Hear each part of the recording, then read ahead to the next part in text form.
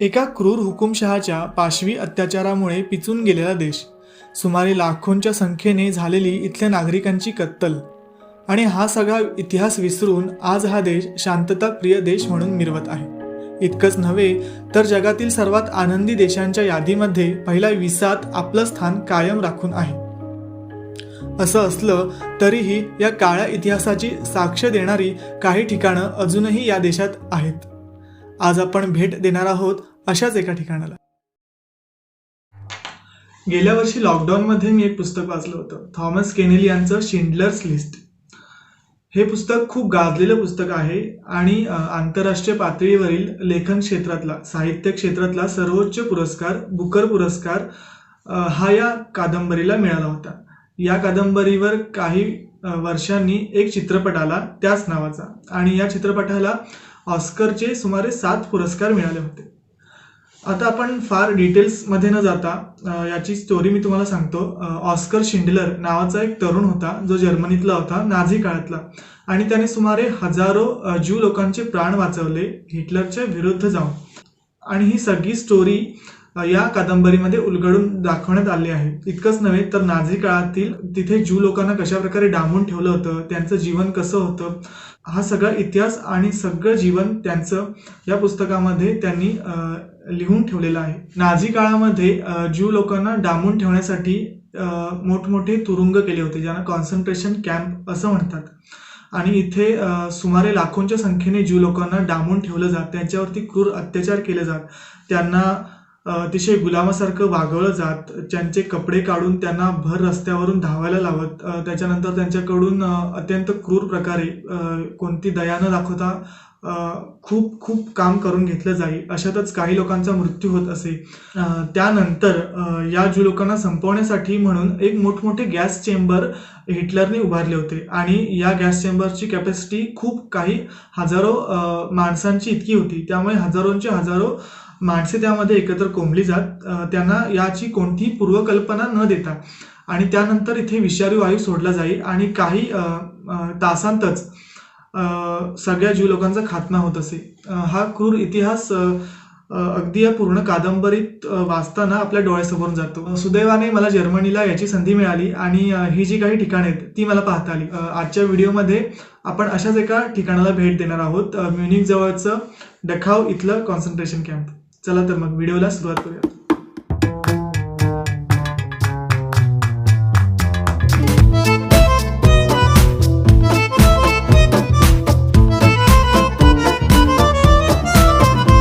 व्हिडिओच्या सुरुवातीला मला या कादंबरीतील काही परिच्छेद तुम्हाला वाचून दाखवायचे आहेत, जेणेकरून तुम्हाला या पार्श्वभूमीची कल्पना येईल.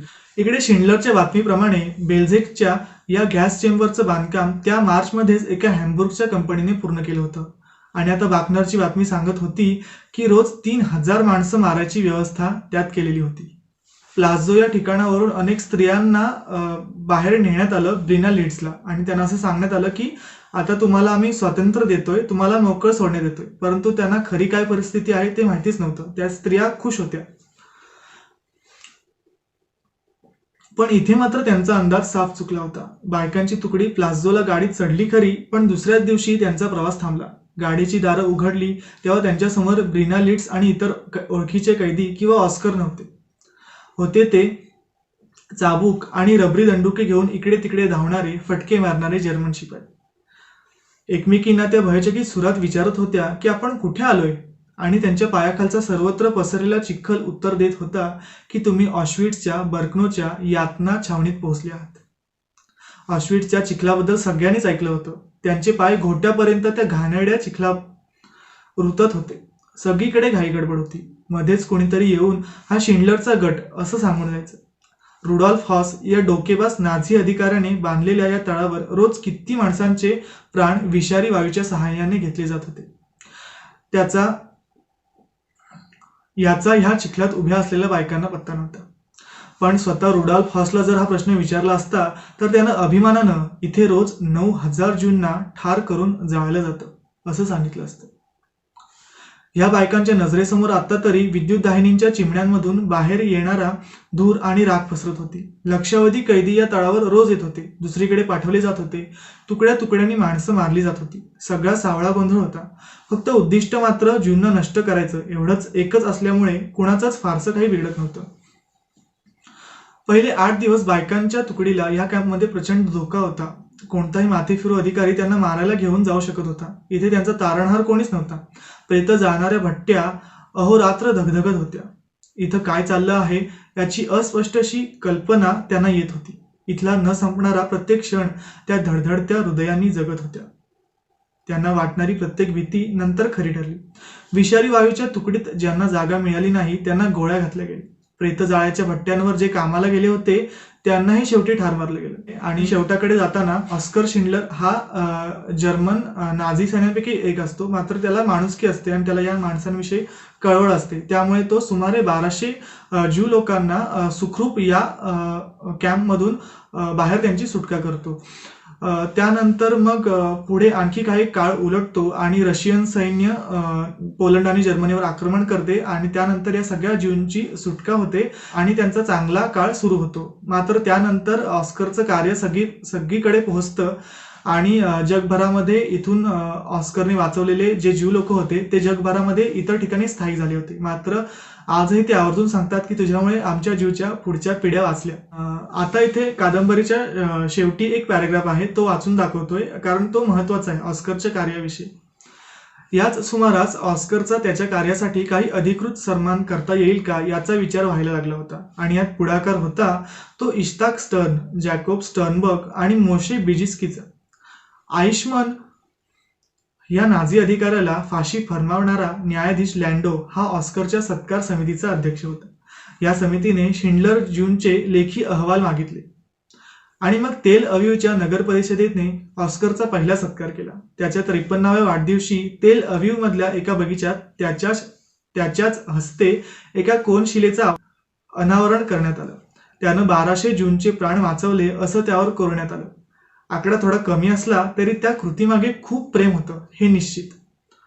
आणखी 10 दिवसांनी जेरुसलेममध्ये इस्रायल सरकारने विशेष सन्मान जाहीर केला. रायटियस पर्सन म्हणजे अतिशय उच्च नीतिमूल्य पाळणारा माणूस अशा नावाचा तो सन्मान होता.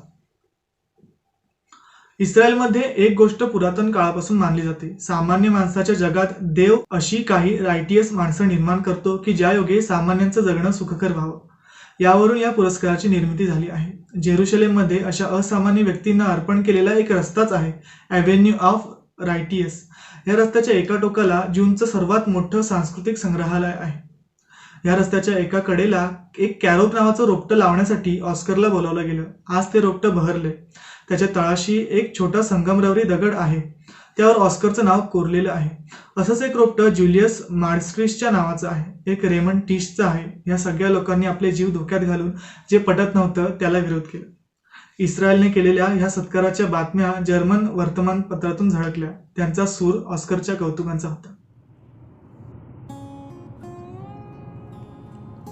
म्युनिकपासून सुमारे अर्ध्या तासाच्या अंतरावर दखाऊ हे शहर आहे आणि या ठिकाणीच हे म्युझियम आहे. वाटेत आपल्याला गावांमधली अनेक टुमदार घरं दिसतात. तसेच नुकत्याच सुरू झालेल्या वसंत ऋतूमधील झाडांची कोवळी पालवीसुद्धा आपलं लक्ष वेधून घेते.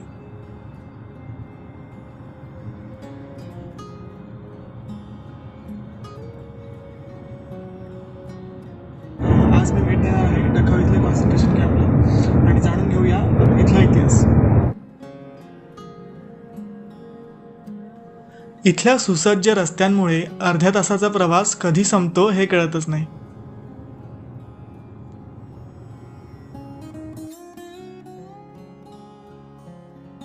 तर फायनली मी त्या ठिकाणी आलेलो आहे, दखाऊचं कॉन्सन्ट्रेशन कॅम्प.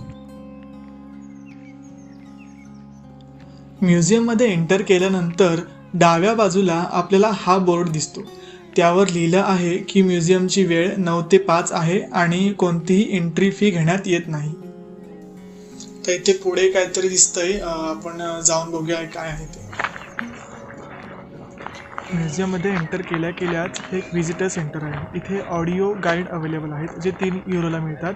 याशिवाय इथे माहिती पुस्तकसुद्धा आहे जे मी घेतलेलं आहे. याच्यामध्ये कॉन्सन्ट्रेशन कॅम्पची माहिती दिलेली आहे. याशिवाय प्रत्येक ठिकाणी वेगवेगळे बॅनर्स किंवा पोस्टर्ससुद्धा लावलेले आहेत आणि इथे फोटो काढायला परवानगी आहे. ही महत्त्वाची गोष्ट आहे. पुढे उजव्या बाजूला हा नकाशा दिला आहे ज्याच्यामध्ये म्युझियममध्ये कुठे काय काय आहे याची माहिती मिळते. रविवार असल्याने इथे थोडीशी वर्दळ होती, मात्र तरीही इथलं वातावरण अतिशय शांत आहे. आणि ठिकठिकाणी असे फलक लावलेले आहेत आणि ज्याच्यामध्ये जर्मन भाषेमध्ये आणि इंग्लिश भाषेमध्ये त्या ठिकाणाची माहिती दिलेली आहे. त्यामुळे आपल्याला समजायला सोपं जातं की इथे काय काय झालं होतं ते. याच वाटेने पुढे गेल्यानंतर आपल्याला एक ओढा दिसतो.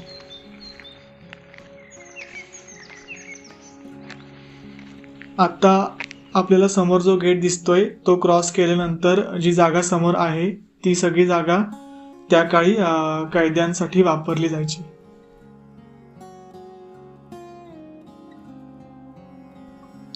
हे एक मोठं असं मैदान आहे आणि जसं की या बोर्डवर तुम्ही बघू शकताय की त्या काळचा फोटो सुद्धा आहे आणि इथं लिहिलंय की त्या काळच्या सगळ्या कैद्यांना दररोज सकाळी आणि संध्याकाळी इथे हजेरीसाठी बोलवायचे आणि मुद्दामून तासनतास उन्हामध्ये त्यांना इथं उभं करायचे. ऑलरेडी त्यांना त्यांच्याकडून बरंचसं काम करून घेतलेलं असायचं, शिवाय त्यांच्या जेवणाचा काही पत्ता नव्हता. त्यामुळे बरेचसे कैदी इथंच कोसळायचे, मात्र त्यांच्याकडे कोणी लक्ष द्यायचं नाही.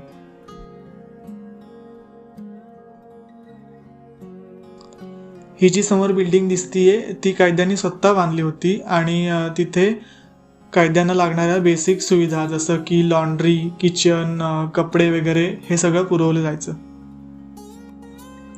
आणि या मैदानाच्या एका बाजूला ही अशी अक्षरं कोरलेली आहेत आणि याच्यामध्ये लिहिलेलं आहे की 1933 ते 1945 या काळामध्ये सैन्यांकडून झालेल्या असीमित अत्याचाराविरुद्ध लढून ज्यांनी स्वातंत्र्यासाठी प्रयत्न केले अशा सर्व लोकांना समर्पित.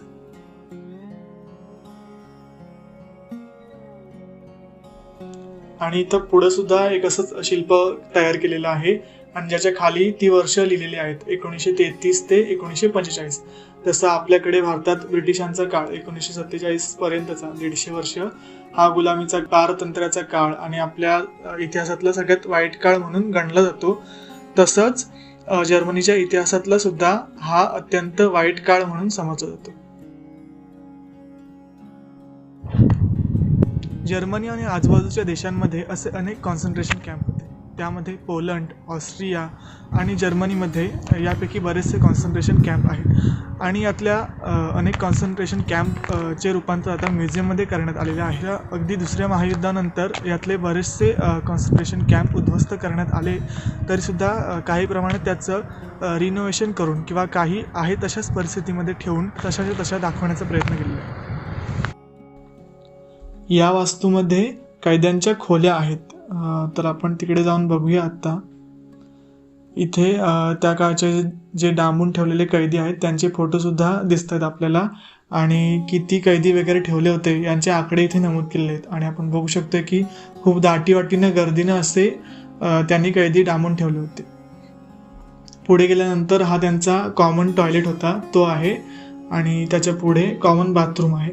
पण इथं लिहिलेलं आहे की हे रिकन्स्ट्रक्टेड आहे, म्हणजे त्या काळचाही त्यात थोडा फेरफार करून आत्ता नवीन त्यांनी तयार केलेलं आहे म्युझियमसाठी.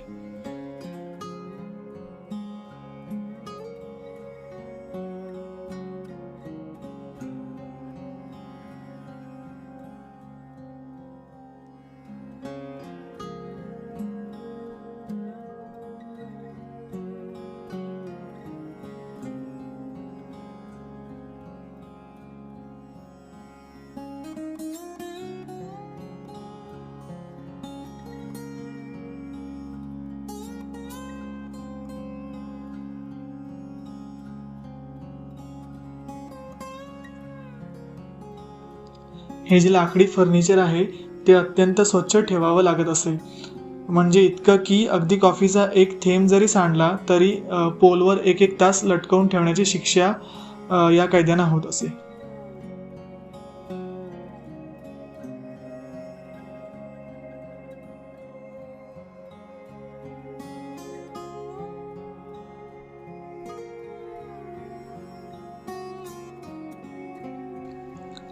त्या काळी या खिडकीतून कितीतरी कैद्यांनी स्वातंत्र्याची स्वप्न बघितली असतील, नाही का?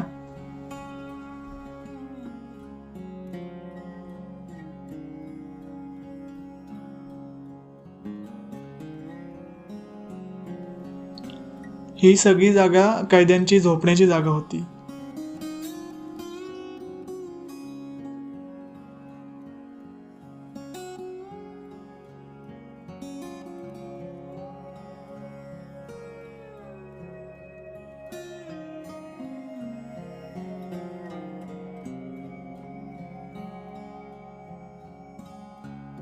हा फोटो आहे 9 मे 1965चा. त्यावेळी या डकाऊ कॅम्पचं म्युझियममध्ये रूपांतर करण्यासाठी उद्घाटन करण्यात आलं. आणि याच्या वर जो फोटो दिसतोय तो आहे उद्ध्वस्त झालेल्या कॉन्सन्ट्रेशन कॅम्पचा. आपण आता नाझी काळातल्या कॉन्सन्ट्रेशन कॅम्पमधले बराक जे होते त्यांना भेट दिली. बराक म्हणजे थोडक्यात कैद्यांना ठेवण्यासाठी जी जागा वापरली जायची ती जागा. जसं मी आधी सांगितलं की इथे ऑडिओ गाईड्स 3 युरोला उपलब्ध आहेत. म्हणजे एक ते डिव्हाइस देतात आणि ते आपण कानाला लावायचं आणि मग प्रत्येक ठिकाणी गेल्यानंतर आपल्याला त्या त्या ठिकाणाची माहिती तो ऑडिओ गाईड आपोआप सांगत जातो.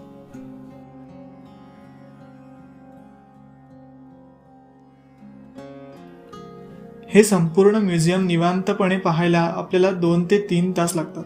मात्र हे म्युझियम म्हणजे एखादी ट्रिप प्लॅन करून तिथे जाऊन फोटो काढून उरकल्यासारखं नाही, तर प्रत्यक्ष तिथे जाऊन तिथली एक एक गोष्ट समजून घेण्यासारखी आहे. अर्थात जर तुम्हाला इतिहासाची आवड असेल तर. थोडं अजून पुढे गेल्यानंतर आपल्याला हे संग्रहालय लागतं. याच्यामध्ये त्या काळाचे सगळे जुने फोटो वगैरे आहेत, काही शिल्पाकृती आहेत. त्याच्यानंतर ह्या सगळ्या इतिहासाची सुरुवात कशी झाली, त्यानंतर शेवट कसा झाला, ह्या सगळ्या घटना त्यांनी व्यवस्थितपणे इथे दिलेल्या आहेत.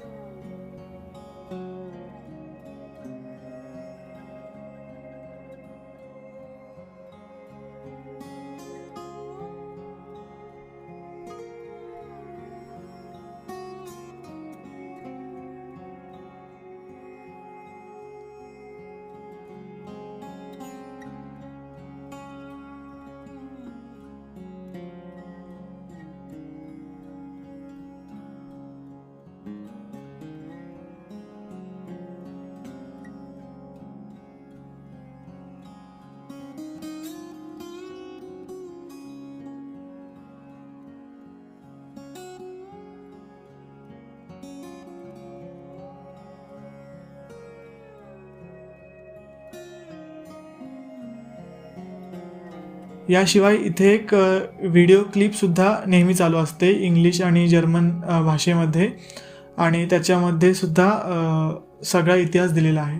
आणि यातला जसं मी सुरुवातीला पुस्तकामधले काही पॅराग्राफ वाचले होते की गॅस चेंबरमध्ये एवढे एवढे ज्यू लोक न्यायचे आणि त्यांना ठार केलं जायचं, त्याचे प्रत्यक्षातले फोटो तुम्हाला या व्हिडिओ क्लिपमध्ये बघायला मिळतात. आणि हे प्रत्यक्ष पाहताना आपल्या डोळ्यातून पाणी आल्याशिवाय राहत नाही.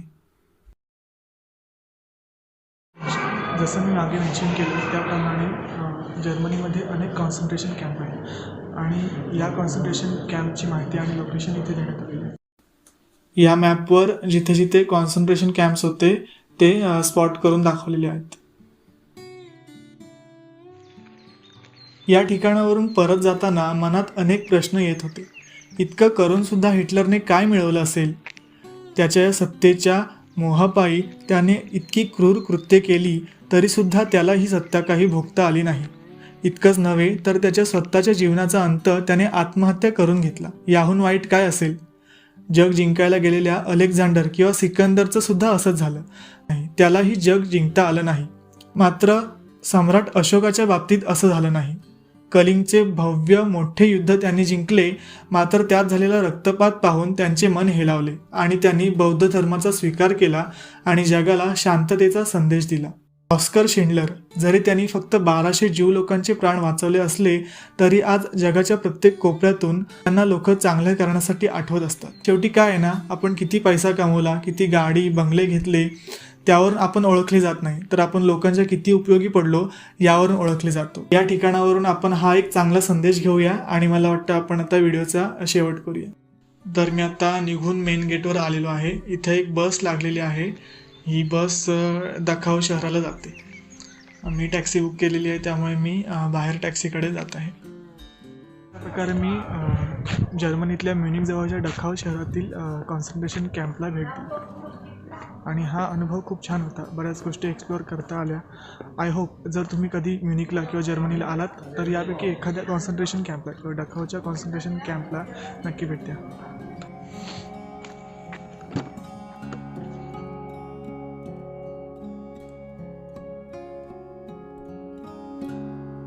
पुन्हा भेटूया नवीन व्हिडिओसह.